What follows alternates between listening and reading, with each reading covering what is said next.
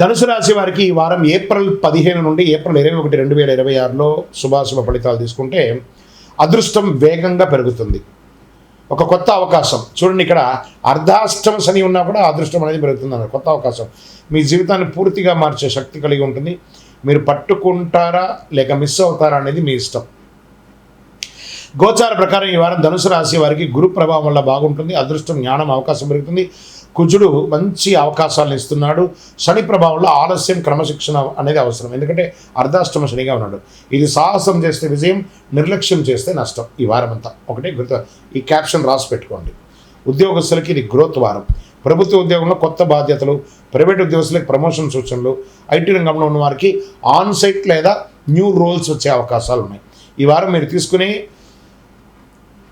ఇంటెంటివ్ మీ కెరీర్ని ఎలివేట్ చేసే అవకాశాలు ఉన్నాయని చెప్పచ్చు. వ్యాపారులకి ఎక్స్పాన్షన్ అవకాశాలు, కొత్త మార్కెట్, కొత్త డీల్స్ వస్తాయి. రియల్ ఎస్టేట్ మిశ్రమంగా ఉంది. ఈ వారం ధైర్యంగా పెట్టిన పెట్టుబడి భవిష్యత్తులో పెద్ద లాభాన్ని ఇస్తుందని కూడా చెప్పచ్చు. రాజకీయంలో ఉన్న వారికి పాపులారిటీ పెరుగుతుంది. మీ మాట ప్రజల్లో ప్రభావం చూపుతుంది. కానీ ఓవర్ కాన్ఫిడెన్స్ తగ్గించాలి ప్రజాక్షేత్రంలో ఉన్నప్పుడు. కుటుంబంలో ఆనందం, సంతోషం పెరుగుతుంది. ప్రయాణాలు, శుభకార్యాలు పెరుగుతాయి. జీవిత భాగస్వామితో అండర్స్టాండింగ్ బలపడుతుంది. ప్రేమికులకి ఒక మంచి ఆనందకరమైనటువంటి వారం అని కూడా చెప్పచ్చు. షేర్ మార్కెట్లో మంచి గెయిన్స్, రిస్క్ తీసుకునే వారికి లాభం ఉంటుంది. లాంగ్ టర్మ్ పెట్టుబడులు మంచి ఫలితాన్ని ఇస్తాయి. ఇంట్రాడే ఫ్యూచర్స్, ఆప్షన్స్లో అసలు పెట్టుబడి పెట్టకండి. విద్యార్థులకి ఇది వచ్చే ఒక గోల్డెన్ టైం. హై స్టడీస్, విదేశీ అవకాశాలు స్ట్రాంగ్గా కనిపిస్తున్నాయి. ఎగ్జామ్లో మంచి పెర్ఫామ్ చేస్తారు.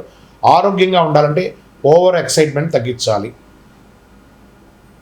రెగ్యులర్ ట్రావెల్ స్ట్రెస్ పెరుగుతుంది కాబట్టి కొంచెం తగ్గించండి. ప్రాపర్ రెస్ట్ అవసరం. ఇంకా పరిహారాలు అనుకుంటారు. గురువారం రోజున గురుగ్రహాన్ని ప్రార్థించండి. ఓం గురవే నమః 108 సార్లు చేయండి. శనీశ్వరుడికి నువ్వుల నూనెతో దీపం వెలిగించండి. మీ వయసు ఎంత ఉందో అన్ని దీపాలు, పసుపు లేదా కందిపప్పు లేదా శనగపప్పు, శనగలు ఇవన్నీ కూడా దానం ఇవ్వండి. పసుపు వస్త్రాన్ని భగవంతుడికి దానంగా ఇవ్వండి. దర్శనానికి స్వామివారికి అలంకారం చేయండి దేవాలయాల్లో.